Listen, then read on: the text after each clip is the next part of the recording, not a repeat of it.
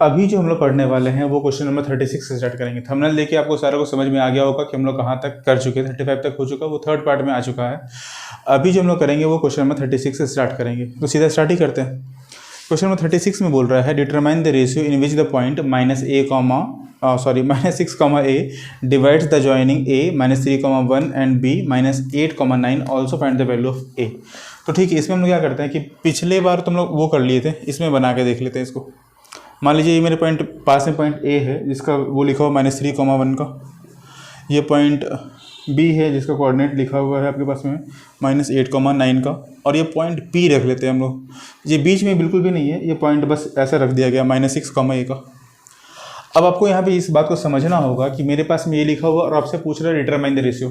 Determine the ratio, what are the ratio, find the ratio, इस तरह के questions में हमेशा हम लोग क्या करते हैं, इसको के लेते हैं, इसको 1 लेते हैं। के का मतलब हो गया एक ऐसा वेरिएबल ले लेना है। यहाँ पे बहुत को लेमडा, अल्फा कुछ भी ले सकते हैं, वो कोई दिक्कत वाली बात नहीं। तो आप इसको इस फॉर्मेट में लिखेंगे। आपका जो लिखने का तरीका होगा वो लिखने का तरीका एक्स के लिए हम फॉर्मूला लिख के बता देते हैं। एक्स इज इक्वल टू, यानी कि ये वाला होगा एक्स और ये क्या होगा आपके पास में वाई।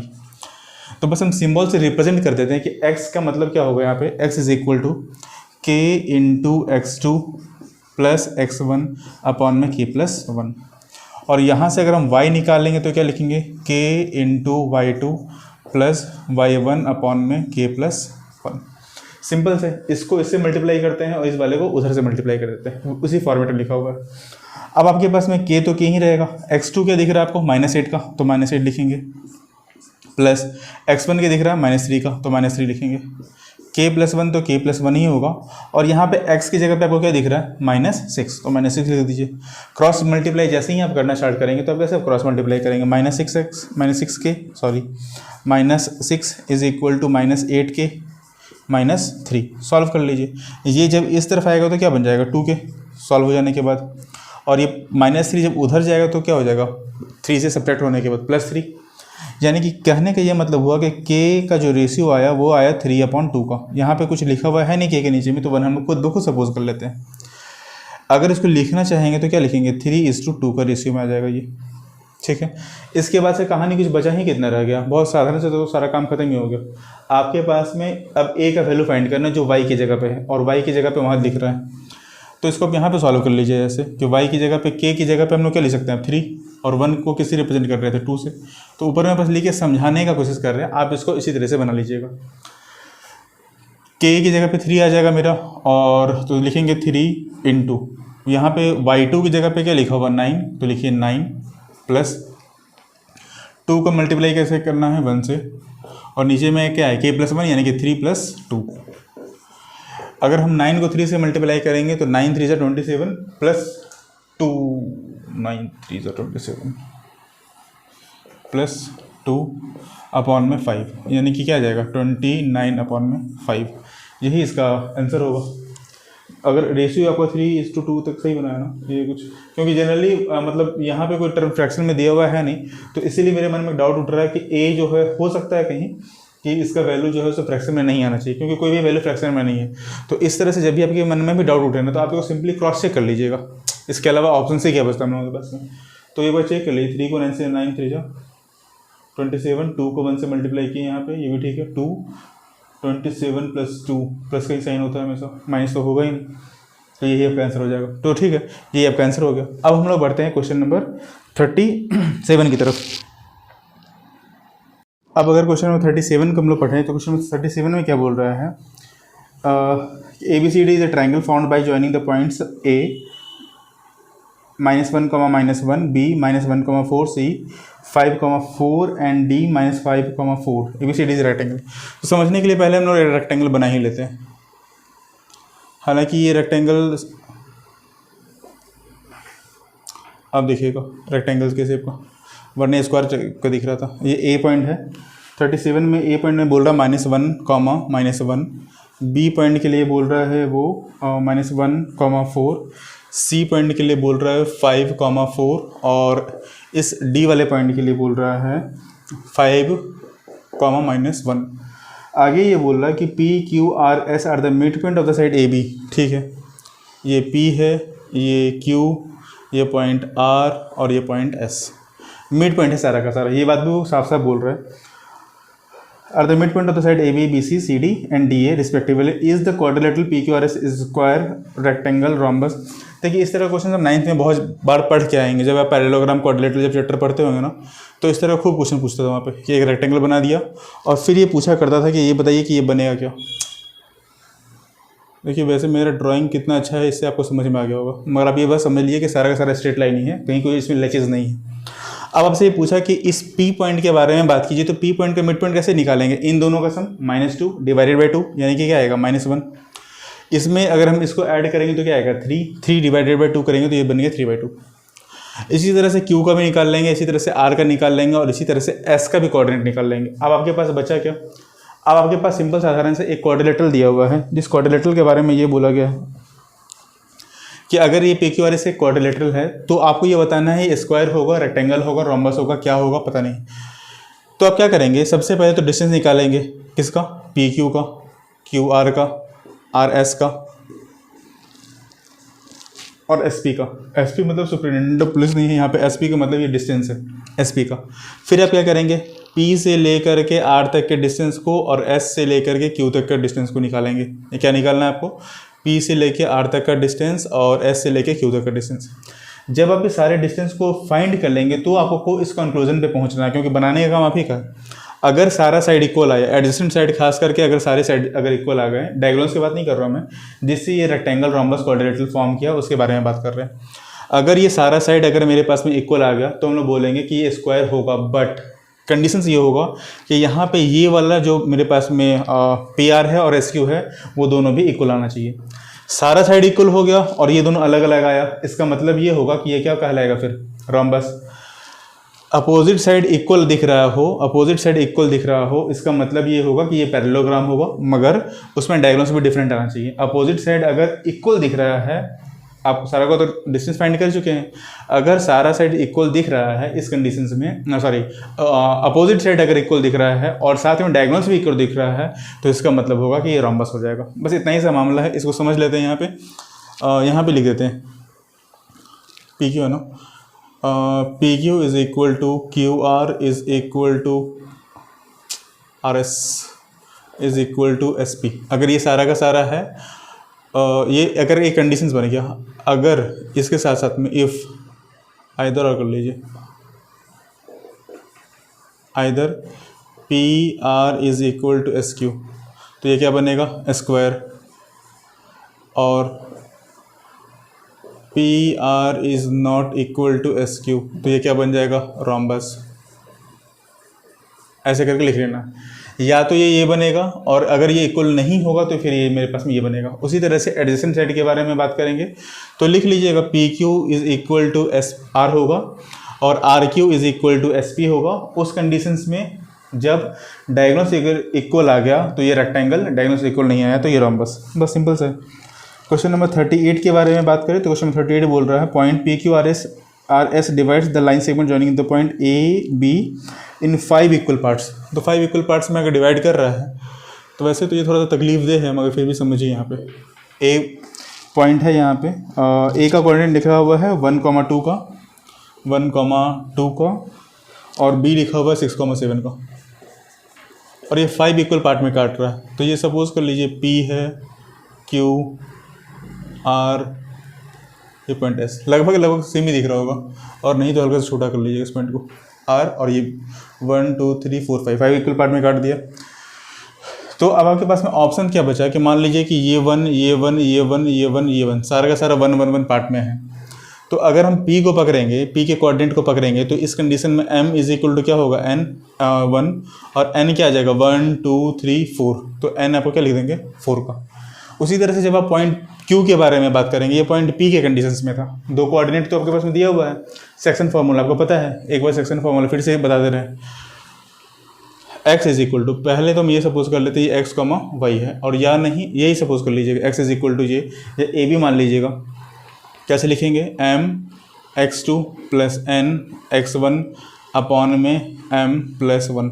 देखिए ऐसे बहुत बार लिखवा चुके हैं, अब ऐसे लिखवा देते हैं, और y की जगह पे हम लोग क्या लिखेंगे, कॉमा दे करके m y2 plus n y1 upon में m प्लस n, क्योंकि बेसिकली अल्टीमेटली आपको लास्ट में तो कोऑर्डिनेट ही फाइंड करना है ना, तो अगर आप इस तरह से बनाएंगे तो भी अगर कोऑर्डिनेट नहीं निकलेगा, वो भी ब्रैकेट के अंदर निकलेगा। मेरे ख्याल से इसमें एक और फायदा आपका ये होगा कि आपको लास्ट में जो ब्रैकेट पुट करने का काम था वो आपका एक लाइन में ही हो जाएगा। तो ये कर लीजिएगा, बहुत सिंपल सा क्वेश्चन है ये भी। अगला क्वेश्चन बोल रहा है 39 में, if A and B are 2 points having the coordinate A and B -2, -2 और बी पॉइंट है आपका 2, -4 का respectively. Find the coordinate of P such that, अब ये पॉइंट कहीं ना कहीं पी लिखा हुआ होगा, तो यहाँ पे बोल रहा है कि A P is equal to 3/7 of A B. ये आपसे सिंपल साधारण सा बात पूछ दिया कि A P is equal to 3/7 of A B होगा। तो इस कंडीशन में आप क्या करेंगे, अगर आप यहाँ पे ए पी लिखेंगे और यहाँ पे ए बी लिख देंगे तो इसका मतलब क्या होगा 3/7। मतलब ये कि अगर हम इसको क्रॉस मल्टीप्लाई कर दें, अगर मान लीजिए बहुत डिफिकल्ट लग रहा है तो 7 को इससे मल्टीप्लाई करेंगे तो कैसे लिखेंगे, 7 of A P is equal to 3rd of A B. इसको अगर हमको एक फॉर्मेट में लिखना होगा तो A P upon A B is equal to 3/7 ऐसे लिख सकते हैं। क्रॉस मल्टीप्लाई करेंगे तो भी क्या आएगा, सेम रिजल्ट आएगा। तो इस कंडीशन में जब आप क्रॉस मल्टीप्लाई किए तो आपको ये समझ में आ गया कि ए पी का जो रेशियो है वो कितने का है, 3 का, और ए से बी तक टोटल कितना दिया हुआ 7, और ये 3 है, तो 7 में से 3 माइनस करेंगे तो पी से बी कितने का आ जाएगा, 4 का। ठीक है, तो इसी तरह से आप इसको क्या करेंगे, एक ही लाइन में इसको आसानी से बना सकते हैं, इसको ड्रॉ कर सकते हैं, इसमें कोई बहुत बड़ा बात था भी नहीं। ठीक, अब उसके बाद वही फॉर्मूला लगना है जो ऊपर लिखा हुआ आपका। उसके बाद अगले क्वेश्चन में बोल रहा है find the coordinates of the point which divides the line segment joining A -2, and B 2,8 in 4 equal parts. तो 4 इक्वल पार्ट्स तो इससे भी सिंपल हो जाता है। 4 इक्वल पार्ट्स का मतलब ये हो गया कि एस तक के बारे में बात करें तो यहाँ से वहाँ ये 2 पॉइंट में डिवाइड हो रहा है और वो 2 पॉइंट में डिवाइड हो रहा है। कहने का ये मतलब है कि इक्वल रेशियोज के बारे में बात चल रहा है। तो क्यू का आप आसानी से फाइंड कर सकते हैं मिड पॉइंट थ्योरम के थ्रू, और फिर क्यू से क्या करेंगे, ए और क्यू के बीच में पी आ रहा है तो इन दोनों से इसका फाइंड कर लेंगे। हालांकि हम ये क्वेश्चन नंबर जो प्रीवियस क्वेश्चन था इसके बारे में बात नहीं कर रहे, क्वेश्चन नंबर 40 के कॉन्टेक्स्ट में बात कर रहे हैं, जहाँ पे बी आपके पास में दिया हुआ नहीं, केवल एस दिया हुआ है, एस तक के बारे में बात चल रहा है। तो 4 इक्वल पार्ट्स में जहाँ पे रहेगा, जहाँ पर इवन नंबर के बारे में बात करेंगे, इवन पार्ट्स के बारे में बात होगा, वहाँ पे तो मिड पॉइंट थ्योरम आराम से काम कर जाता है। ठीक है, अब 1 सेकेंड का हम लोग ब्रेक लेते हैं क्योंकि बोर्ड रफ करने में टाइम लग सकता है। अब क्या है कि यहाँ से लेवल 2 स्टार्ट हो रहा है, बोल रहा है 3 consecutive vertices of a parallelogram, ये लिखा हुआ है पैरेललोग्राम का, तो बना ही दीजिए रहे।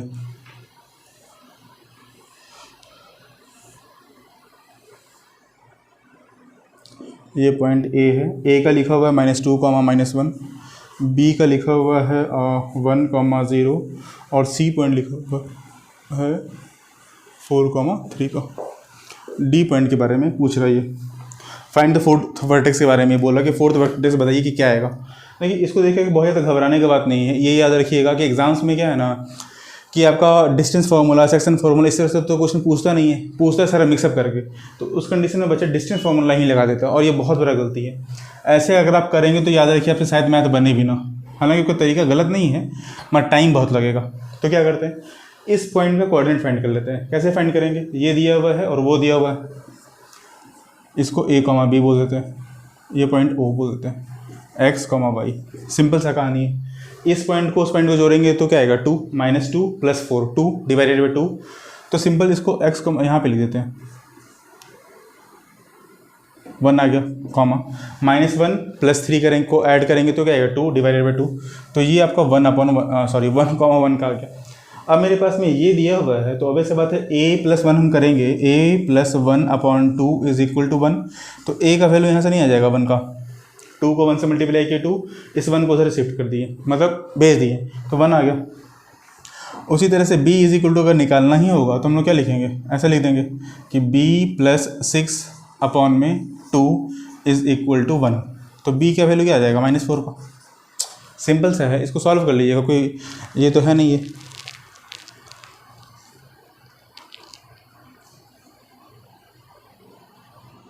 b पूछ रहा था 161, b + 6 डिवाइडेड बाई 2, तो आपके पास में कोऑर्डिनेट a का बन गया, आ जाएगा 1, -4 का। ठीक है, चेक कर लीजिएगा अगर कुछ वैसा कुछ हो, अगर इन केस के अगर आंसर गलत दिया गया तो इसमें हाय तो मचाने का बात नहीं है, मान सकते हैं कि टीचर से भी गलती हो सकती है। और मैथ तो वैसा चीज़ है कि जहाँ पे थोड़ा सा भी कॉन्सेंट्रेशन अगर आपका हट गया तो ये तुरंत ही गलत बना देगा मैथ को। इसको चेक कर लीजिए, 4 - 2 तो 1 उसको ऐड करेंगे तो मिड पॉइंट इसका निकल जाएगा। अब आप यहाँ पे ये चेक कर लीजिए, क्योंकि यहाँ पे -4 आ रहा है ना, तो -4 और ये ऐड करेंगे तो आएगा 2 / 2। चेक कर लेते हैं, 4 दूसरा आ गया आपका b का 1 + 1 2 / 2 1, यानी कि जो चेक कर लीजिएगा कि ये जो कोऑर्डिनेट निकला है और यहाँ पे जो हम लोग कोऑर्डिनेट निकाले हैं इसके वैल्यू को पुट करेंगे तो क्या ये सेम कोऑर्डिनेट दे पा रहा है या नहीं दे पा रहा है। अगर सेम देगा तो बोलेंगे सही बनाए हैं। अब आते क्वेश्चन नंबर 42 पे। 42 बोल रहा है the points 3, -4 and -6, 2 are the extremities of the diagonals of a parallelogram. If the third vertex is -1, 3, find the coordinate of fourth vertex. देखिए ये तो बस कंफ्यूज कर रहा है चीज़ों को। आपके पास में दो डायगोनल्स को एक्सट्रीमिटीज़ मतलब कि एक्स्ट्रा जो उसमें ये है वो दे करके बोला। एक पॉइंट आपके पास में लिख दिया यहाँ पे 3, -4 का, एक पॉइंट वहाँ पे लिख दिया -6, 2 का, और एक पॉइंट और बोल रहा है या तो ये या फिर वो -1, -3 का। तो सिंपल सा है, जैसा कि ये बना था उसी तरह से उसको भी बनाना होगा, इसमें कुछ खास है ही नहीं। तो अब इसको खुद से भी ट्राई कर लीजिएगा, बन जाएगा, और नहीं बनेगा तो आपके पीछे हम बिल्कुल खड़े हैं, ये याद रखिएगा। तो 43 की तरफ बढ़े आप। 43 में बोल रहा है if the coordinate of the mid point of the side of the triangle इतना, if the coordinate of the mid point of the side of the triangle, अच्छा mid point of the side दिया होगा और vertex पूछ रहा है आपसे, तो ठीक है एक ट्रायंगल ड्रॉ कर लीजिए यहाँ पे जो सिंपल से बन सके। यहाँ पे एक पॉइंट लिखा हुआ 1, का, बी पॉइंट लिखा हुआ है 2, -3 का, और सी पॉइंट लिखा हुआ है -1, -3 का। ठीक है, इतना ही मेरे पास में पॉइंट दिया हुआ सारे का, और सारे का पॉइंट दे करके आपसे ये पूछा कि सॉरी कितना इफ द पॉइंट 1, 2, 3, सॉरी ये सारा पॉइंट ही गड़बड़ लिख दिए।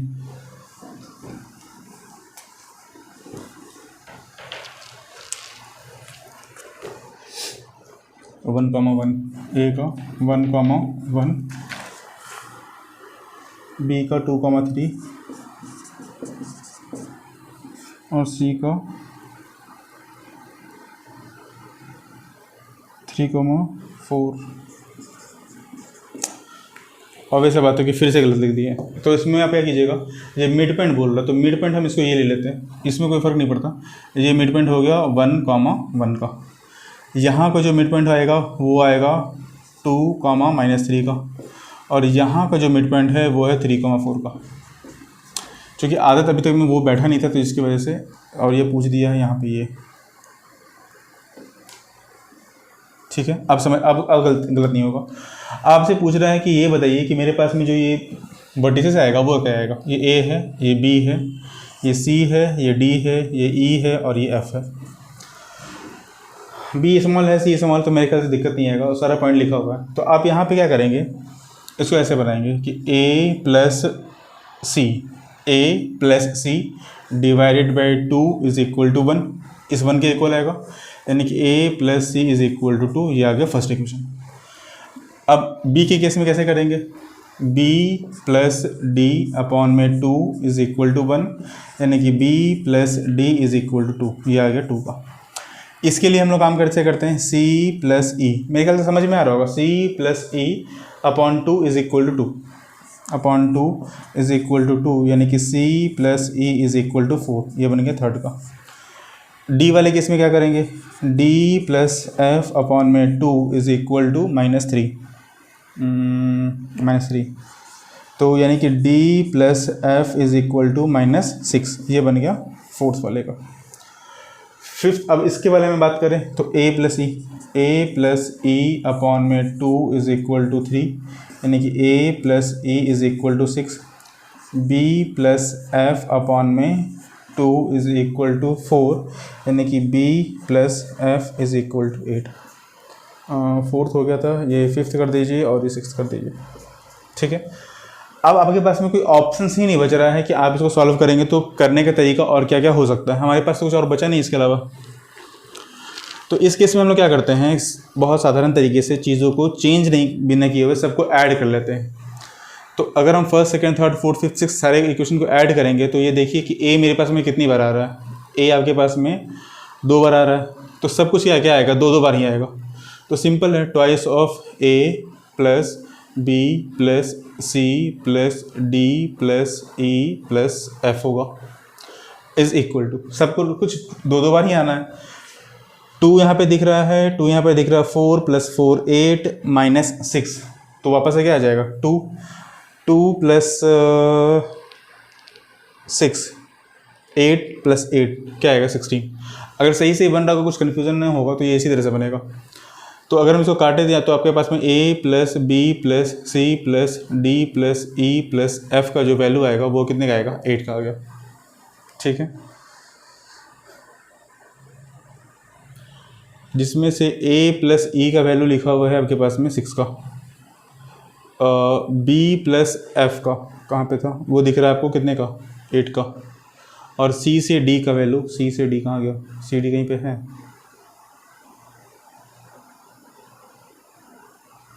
b d c e d f a e b f, इतना ही तो दिख रहा है।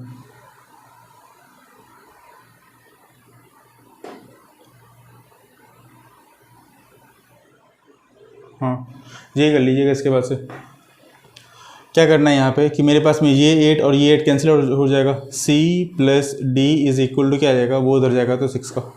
तो ये मेरे पास में एक और अदर तरह का ऑप्शंस बन के रेडी हो गया। 6 के बाद 7 कर दे रहे हैं इसको, 6 के बाद 7 कर दे रहे हैं c + d का।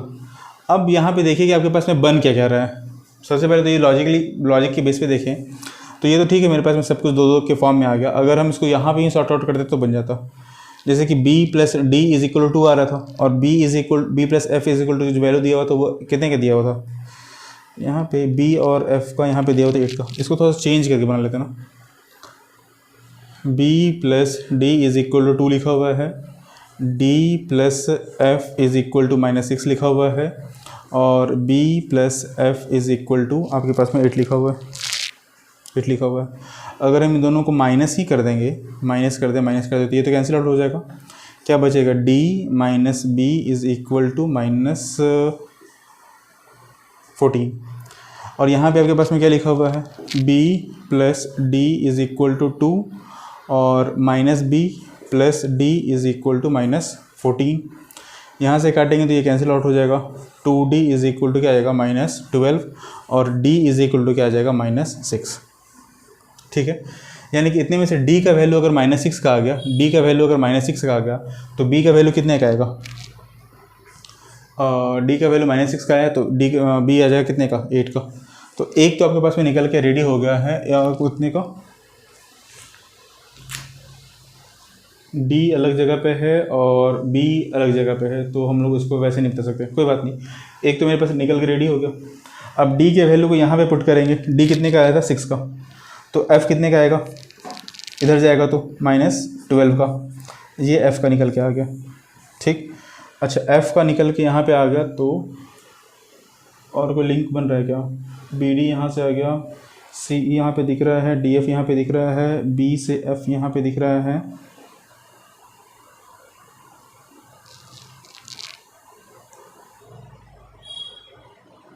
a से e यहाँ पे दिख रहा है।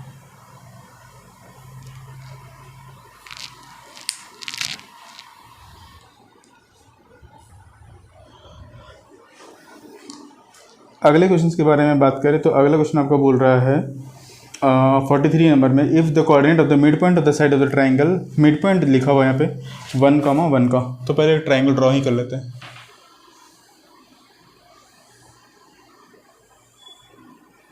ठीक है, मिड पॉइंट के बारे में बोल रहा है ये 1, 1 का होगा, फिर 2, -3 का होगा, 2, -3 का होगा, फिर अगला पॉइंट बोल रहा है 3, 4 का होगा, 3, 4 का होगा, और ये ऑब्वियस बात है, ये पॉइंट ए होगा, ये पॉइंट बी होगा, और ये पॉइंट सी होगा।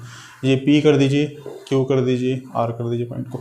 ठीक है, मिड पॉइंट आपके पास में लिखा हुआ है और पूछ रहा है कि फाइंड द वर्टिसेस क्या आएगा, ये बताइए वर्टिसेस ऑफ द ट्रायंगल के बारे में। तो देखिए वर्टिसेस ऑफ द ट्रायंगल कितना आसान हो सकता है फाइंड करना, मगर इसमें दिक्कत क्या है ना, अगर हम अब तक तो ये बोल रहे थे कि आप ए बी रख करके बनाइए, मगर अगर आप इसमें ABCD जैसा कुछ रख के बनाएंगे तो आपको ये समझ में नहीं आएगा कि x1 की जगह पे कौन है और y1 की जगह पे कौन है, यानी कि x की जगह पे कौन सा कोऑर्डिनेट है और y की जगह पे कौन सा कोऑर्डिनेट है। इस झंझट से बचने का एक और तरीका ये हो सकता है, यहाँ पे लिखिए x1, y1, यहाँ पे लिखिए x2, y2, यहाँ पे लिखिए x3, y3। अब इससे फ़ायदा हम लोगों को ये होगा कि x वाला काम करेंगे, y की जगह पे y का काम करेंगे। बनाने का तरीका क्या होगा, x1 प्लस x2 अपॉन में 2 इज इक्वल टू 1, यानी कि x1 plus x2 is equal to 2। ये आ गया फर्स्ट इक्वेशन। उसी तरह से x का काम पहले कर लेते हैं, x2 प्लस x3 अपॉन में 2 इज इक्वल टू 2, यानी कि x2 plus x3 is equal to 4। ठीक है, अगला काम जैसे कि पहले बोले कि x का काम पहले करेंगे, तो 2x का हो गया, अब x3 और x1 का बचा हुआ है, तो x3 प्लस x1 अपॉन में 2 इज इक्वल टू 3, यानी कि x1 plus x3 is equal to 6। ये बन गया मेरे पास में थर्ड इक्वेशन, ये बन गया आपके पास में सेकंड इक्वेशन। अब करना ये है हम लोगों को कि x का काम तो हो गया, हम लोग चाहें तो यहाँ से ऐड भी कर सकते हैं। अगर हमको x को पहले सॉल्व करके दिखा देते हैं, y का काम आप खुद ब खुद कर लीजिएगा। अगर हम इक्वेशन फर्स्ट सेकंड थर्ड को सबको अगर ऐड करें तो x1 कितनी बार आया है, 2 बार, x2 कितनी बार आया है, 2 बार, और x3 भी कितनी बार आया है, 2 बार आया है।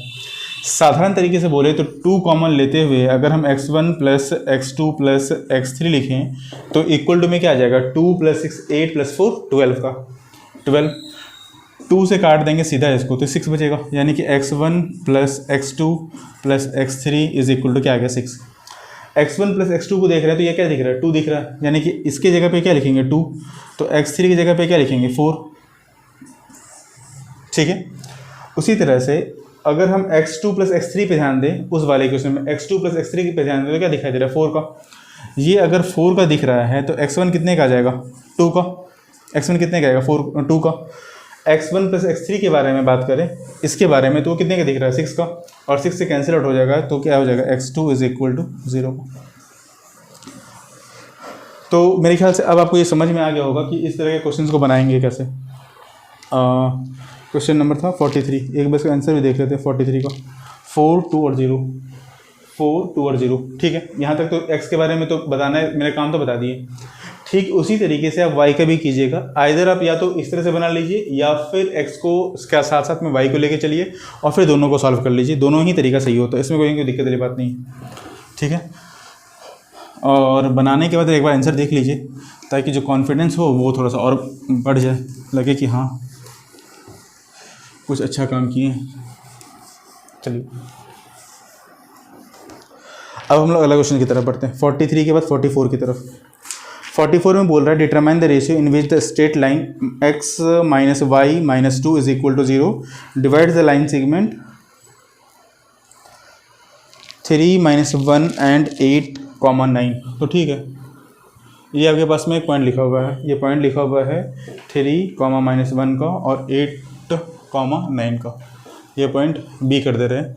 और x minus Y minus 2 is equal to 0, ये कहीं पे पॉइंट होगा जो इंटरसेक्ट कर रहा होगा। लाइन तो हम लोग, अगर आप लीनियर इक्वेशन 2 वेरिएबल पढ़े होंगे तो लाइन के इक्वेशंस के बारे में तो बात करते ही हैं, जो कोऑर्डिनेट होता है वो तो कोऑर्डिनेट है ही है, उसके अलावा लाइन का भी इक्वेशन होता है, तो यही वो लाइन का इक्वेशन यहाँ पे लिख दिया है। इसको लेकर घबराने का बात नहीं है, आपको ये पता है कि यहाँ पे जो भी पॉइंट होगा वो x, y के ही फॉर्म में आएगा। क्यों ऐसा, क्योंकि यहाँ भी x लिखा हुआ और यहाँ भी y लिखा हुआ, तो इसी लाइन से पास कर रहा है, यानी कि उसका भी पॉइंट क्या आएगा, ये आएगा। और यहाँ पे k/1 का रेशियो के बारे में बार बार बात कर रहे हैं, तो सिंपल आप कहानी ये कीजिए कि 8k प्लस 3 अपॉन में k प्लस 1, ये आ गया x कोऑर्डिनेट। y की जगह पे क्या लिखेंगे, 9k माइनस 1 अपॉन में k प्लस 1, ये कॉमा लिखा हुआ था, कॉमा। तो x की जगह पे क्या पुट कर सकते हैं आप, ये। y की जगह पे क्या पुट करेंगे, माइनस ये, और 2 तो जैसे बेचारा वैसा का वैसा ही रहेगा, तो ऐसे लिखिए यहाँ पे 8k प्लस 3 अपॉन में k plus 1 minus, 9k minus 1/k+1 minus 2 is equal to 0। यहाँ से केवल आप x के वैल्यू को फाइंड कीजिए, बाद बाकी टेंशन आप छोड़ दीजिए उसके ऊपर में। देखिए इसको सॉल्व करने के दो गलती बहुत ज़्यादा जो होता है वो बच्चा क्या करता है, इसको इससे मल्टीप्लाई कर लेता है -9 के, मगर -9 को इससे मल्टीप्लाई करना भूल जाता है। इससे बचने का एक तरीका तो ये है कि आप यहाँ पे जहाँ पे माइनस दिख रहा होगा उसके बाद वाले में क्या कीजिए, ब्रैकेट लगा दीजिए। दूसरा तरीका, कॉमन बच्चा जनरली लेना नहीं चाहता है, तो इन दोनों में हम कॉमन तो ले सकते हैं मगर इसमें तो कॉमन नहीं ले सकते। तो कॉमन कैसे लेते हैं इसके बारे में पहले बात करते हैं। 1/k+1, इन दोनों से कॉमन लेंगे तो क्या बचेगा, 8k+3 माइनस 9k माइनस +1 अब बेसिकली क्या है कि ये एलसीएम के बारे में ही बात कर रहा है, तो आप इसको यहाँ पे कैसे कर लीजिए, 2k+1 इज इक्वल टू 0। अब देखिए ये टर्म इससे मल्टीप्लाई होगा तो ये आ जाएगा, ये टर्म माइनस कॉमन लेकर के इससे मल्टीप्लाई करेंगे तो के नीचे में रहेगा, ये जब इससे मल्टीप्लाई होगा तो k+1 और k+1 कैंसिल आउट होगा, बचेगा 2 ही बचेगा केवल यहाँ पे। सिंपल सा है, इसको मल्टीप्लाई कर लीजिए तो 8 माइनस 9, तो यह माइनस क्या आ गया, +4 आ गया, -2 क्या आ गया, -2 आ गया, इज इक्वल टू 0। क्यों, k+1 को जब भी आप इस 0 से मल्टीप्लाई करेंगे तो ये ख़त्म ही हो जाएगा। तो यहाँ पे क्या बचा, -3k +2 इज इक्वल टू 0। मेरे ख्याल से k इज इक्वल टू 2/3 समझ में आ गया होगा कि बनेगा कैसे, इसका जो रेशियो होगा वो क्या होगा, 2:3 का आएगा। इसके जगह पे 2 और इसके जगह पे 3 लिख दीजिए। क्वेश्चन में पूछ रहा है आगे 44 वाले में ना, determine the ratio in which the line segment इतना 4 का, ये लिख दिए। तो बस अब कुछ करना नहीं, x और y की जगह पे आपको पूछ रहा है वैल्यू, तो क्या करेंगे, 2 को इससे मल्टीप्लाई करेंगे, 3 को इससे मल्टीप्लाई करेंगे, x का वैल्यू आपके पास में /5 करेंगे, जो फॉर्मूला लगता है उसे x निकाल लेंगे, उसके बाद आप जैसे भी चाहते हैं उसके थ्रू पाई निकाल सकते हैं। तो मेरे ख्याल से 44 तक तो समझ में आ गया होगा। 45 के बारे में बात करें, देखिए क्लास में भी कोशिश तो यही करते हैं कि जैसा क्लास में पढ़ा रहे हैं ना वैसा का वैसा ही यूट्यूब पे भी डाल सकें, क्योंकि इसका फ़ायदा ये होता है। मगर दिक्कत क्या है कि यूट्यूब में ज़्यादा बड़ा जो वीडियो हो जाता है फिर वो एक मतलब पार्ट वाइज में रहे तो ठीक भी है थोड़ा बहुत, और ज़्यादा पार्ट भी होने से भी दिक्कत होता है। तो हम लोग कोशिश ये करते हैं कि 1 घंटा पढ़ाने का, तो क्लास क्या होता है कोचिंग में 1 घंटे का चलता है। अब 1 घंटे का वीडियो बहुत लंबा हो जाता है यूट्यूब पे, हालांकि जब आप बड़े हो जाएंगे तो 1 घंटा के 5-5 घंटे बैठा के पढ़ाने का भी सिस्टम है।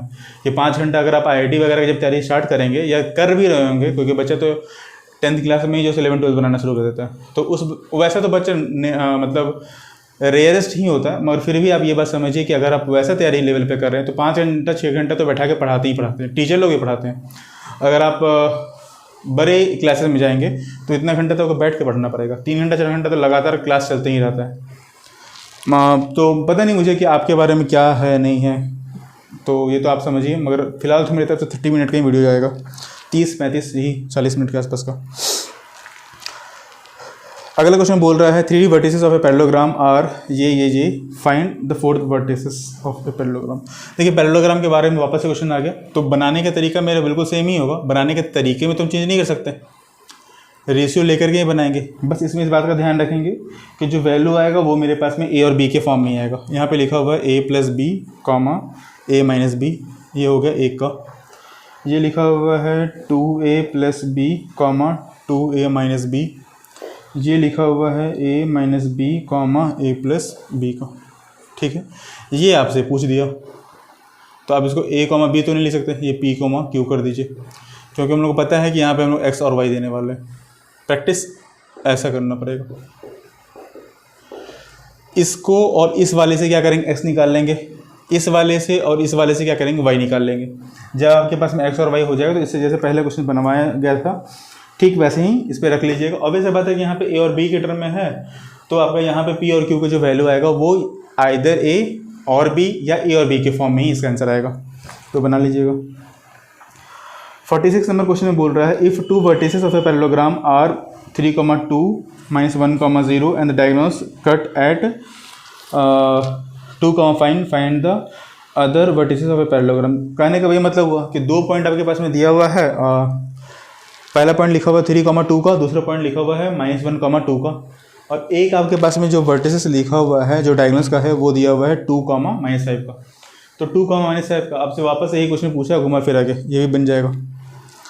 अगले क्वेश्चन पे बढ़े 47 वाले पे, तो बोल रहा है if the coordinate of the mid point of the side of the triangle इतना ठीक है, इसमें भी वही मिड पॉइंट ही दिया हुआ है और आपको कोऑर्डिनेट ही फाइंड करने के लिए बोला। तो ए बी सी डी मत लीजिएगा वरना कन्फ्यूजन बढ़ जाता है। x1 x2 x3 y1 y2 y3 लीजिए, ज़्यादा कंफर्टेबल रहेंगे, या a1 a2 a3 b1 b2 b3 ले लीजिए, उस तरह में ज़्यादा कंफर्टेबल होगा। आपको ये समझ में आएगा कि x को रिप्रेजेंट करने का तरीका a1 a2 a3 है और b को रिप्रेजेंट करने का तरीका b1 b2 b3 है। वरना अगर a b लेंगे तो सबको आप ऐड कर देंगे और सारा फिर कवर हो जाता है, इसलिए उस चीज़ से बचिएगा।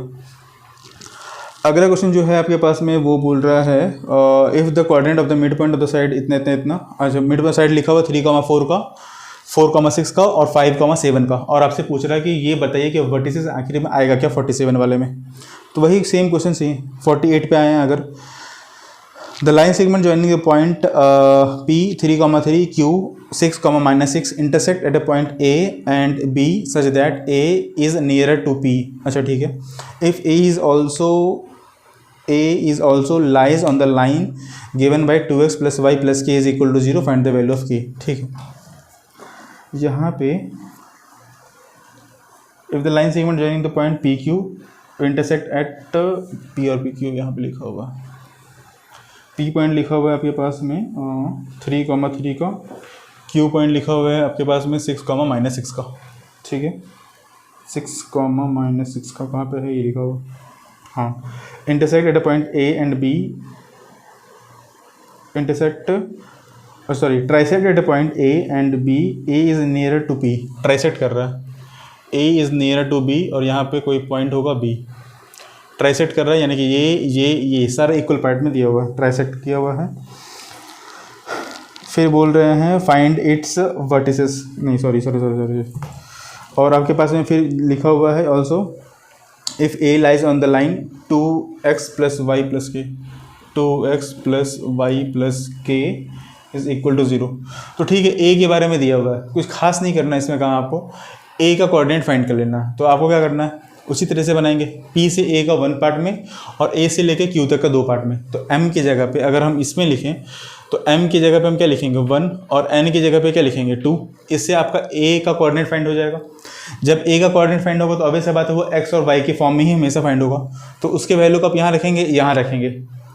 पहले तो आप ये लिखा हुआ तो x और y के फॉर्म में आ गया, क्योंकि मेरे पास कोई और वेरिएबल लिखा हुआ ही नहीं है। तो आपके पास जो भी यहाँ पे निकलेगा वो क्या निकलेगा, डिजिट के फॉर्म में निकलेगा। जब यहाँ पे डिजिट के फॉर्म में निकल गया तो यहाँ पे क्या करेंगे, x की जगह पे उसी वैल्यू को पुट करेंगे, डिजिट वाला वैल्यू, y की जगह पे डिजिट वाले वैल्यू ही पुट होगी। तो केवल x ही तो एक टर्म बचा हुआ है यहाँ पे जो आपको फाइंड करना है। तो ये भी सिंपल ही क्वेश्चन था।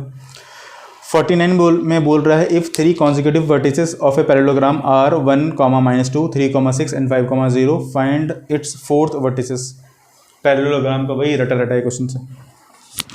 केवल आपके पास में जो पॉइंट लिखा हुआ है वो लिखा हुआ है 1, -2 का, 3, 6 का, 5, 10 का, और आपसे 4th वर्टिसेस के बारे में पूछ रहा है। तो 4th वर्टिक्स फाइंड करने का सेम तरीका रेशियो वाले से।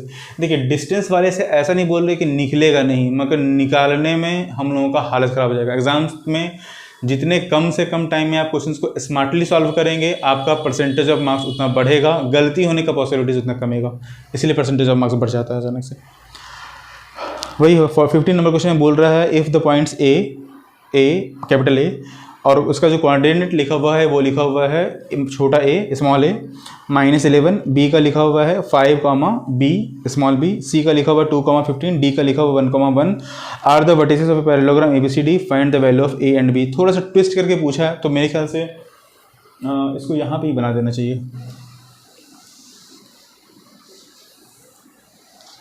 ठीक है, आपके पास में पॉइंट लिखा हुआ है a का a, -11, a, -11, b का पॉइंट लिखा हुआ है 5, b का, c का पॉइंट लिखा हुआ है 2, 15 और d का पॉइंट लिखा हुआ है 1, 1। सब कुछ लिख दिया, बस आपसे a और b पूछा। हालांकि आपको समझ में आ गया होगा करना क्या है। देखिए यहाँ से तो हम a को फाइंड कर ही नहीं सकते, क्योंकि पहले तो इस पॉइंट को फाइंड करना है। स्मार्टली ये का तरीका ये है कि 5 + 1 6 डिवाइडेड बाई 2, यानी कि x का जो वैल्यू आएगा वो आएगा 3 का। क्यों ऐसा किए, क्योंकि इस जगह से मेरे पास में इसके वैल्यू को तो फाइंड ही नहीं कर पाएंगे फिर, है ना। और हम लोग को ये पता है कि a से c और b से d जब भी निकालेंगे और जब भी यहाँ पे इंटरसेक्ट करेगा, आप कुछ भी कर लीजिए, हमेशा वो 3, जो भी इसका कोऑर्डिनेट होगा वो हर कंडीशन में सेम होगा। आप यहाँ पे देखिए ना, ओ का जो कोऑर्डिनेट जहाँ पे ये इंटरसेक्ट कर रहा है वो एक्स कॉमा वाई ही लिखे हैं, और एक्स कॉमा वाई दोनों ही पॉइंट के लिए, चाहे वो ए सी हो या बी डी हो, दोनों ही पॉइंट के लिए हो। तो इसीलिए हम लोग क्या किए, एक्स यहाँ से फाइंड कर लिया और बी यहाँ से फाइंड कर लेंगे, यहाँ से फाइंड कर लेंगे। 15 प्लस यानी कि -11 करेंगे तो 4 डिवाइडेड बाई 2 यानी कि 2। मेरे ख्याल से यहाँ से ए फाइंड करना बहुत अब आसान होगा। ऐसा क्यों कर रही है पता है ना, क्योंकि इक्वल रेशियो में आ रहा है इसलिए बार बार ऐसा बोल रहे हैं। a + 2 divided by 2 is equal to 3, 2 is equal to 3, तो a + 2 is equal to 6, a is equal to 4। उसी तरह से b फाइंड करना है आपको, तो b फाइंड कैसे करेंगे, b + 1/2 is equal to 2, b is equal to 3। ठीक, चेक कर लीजिएगा, यही आंसर होगा। अगला क्वेश्चन बोल रहा है पॉइंट a 3,1 b 1, b में 5,1, c पॉइंट बोल रहा है a, b और d पॉइंट बोल रहा है 3,4। तो ठीक है, b पॉइंट और d पॉइंट पे कॉन्सेंट्रेट हो जाइए। b और d आपके पास गिवन है और c पॉइंट में a, b लिखा हुआ है, तो b और d से तो आप ये पॉइंट फाइंड कर ही लेंगे ना, फिर इससे वो फाइंड कर लीजिएगा। 51 क्वेश्चन में बोल रहा है if the coordinates of the mid point of the side of the triangle 3, -2, -3, 1 and 4, 3 then find the coordinate of its vertex midpoint. So वही ट्रायंगल्स का कहानी। देखिए बार बार क्या होता है कि सेम क्वेश्चन से रिपीट होना शुरू हो जाता है। तो मेरे ख्याल से यहाँ तक तो बहुत सिंपल ही चल रहा था। क्वेश्चन नंबर 52 करवा देते हैं, लास्ट क्वेश्चन है, उसके बाद हम लोग छोड़ देंगे। 52 का फर्स्ट पार्ट बोल रहा है point P and Q trisect the line segment of joining the points A -2, 0, B 0,8 such that the point P is nearer to A find the coordinate of P and Q। तो ठीक है, trisect तो कर ही रहा है ना, इसमें करना क्या, यहाँ पे मेरे पास में A लिखा हुआ है और यहाँ पे पॉइंट B लिखा हुआ है, ये पॉइंट क्या हो जाएगा, P हो जाएगा और ये पॉइंट Q कर दीजिएगा। ट्राइसेक्ट बोल रहा है तो हर एक को इक्वल ही पार्ट मिलने वाला है, यहाँ से सबको इक्वल ही हम लोग ट्रीट करेंगे। तो इस तरह से ये आपका बन जाएगा। अगला पार्ट बोल रहा है 52 का कि the line segment joining the points 3, -4 and 1, 2 trisects the point P and Q if the coordinate P and Q are line segment joining the point 3, -4 and 1, 2 trisect the point P and Q। ठीक है, if the coordinate of P and Q are P, -2 and 5/3, Q respectively find the value of P and Q if the line segment joining the point 3 and 4। अच्छा ठीक है, ये question थोड़ा सा अलग type का दिया हुआ है, तो यहाँ तक ही हम लोग रहने देते हैं 52 का फर्स्ट पार्ट तक का। अगला क्लास में 52 का सेकंड पार्ट से लेकर के 60 का फोर्थ पार्ट तक कर लेंगे, क्योंकि टाइम भी बीत रहा है, ज़्यादा लंबा वीडियो चाहते भी नहीं अपलोड करना। अगर ये सिंपल लगा तो बोल देते हैं बना लेने के लिए, मगर ये बना के बताना पड़ेगा जिसमें वीडियो लंबा हो जाएगा। तो उम्मीद हम लोग अब ये कर रहे हैं कि आपका ये जो नया तरीका था मेरे पढ़ाने का, जिसमें बोर्ड कंप्लीट दिख रहा होगा पहली बार, वो आपको अच्छा लगेगा। अगर आपको ये वीडियो अच्छा लगा है तो कमेंट्स ज़रूर कीजिए और ज़्यादा से ज़्यादा लोगों तक शेयर कीजिए, ताकि उन बच्चों का भी इसमें भला हो सके जो दूर दराज के क्षेत्रों में रहते हैं, जिनके पास में R.D. शर्मा जैसे बुक के हिसाब से टीचर कहीं उपलब्धता नहीं है। बहुत गांव देहात के इलाके में आज भी जो सही मायने में उस तरह के टीचर का सच में अभाव है। तो ये तो नहीं बोल रहे कि हम बहुत अच्छा पढ़ा रहे हैं, मगर हाँ इस बात को जरूर बोल रहे हैं कि कम से कम अप्रोचेस तो कम से कम उन तक भी पहुंचना ही चाहिए, इसीलिए। और अगर आप कहीं से सब्सक्राइब कर रहे हैं मेरे चैनल को तो अपने जगह का नाम जरूर लिखिए, ताकि मुझे ये पता लग सके कि आप किस जगह से हैं एटलीस्ट। उम्मीद करते हैं कि ये वीडियो आपको बहुत अच्छा लगा होगा। इतना कीमती और मूल्यवान समय देने के लिए बहुत बहुत धन्यवाद। Thank you so much.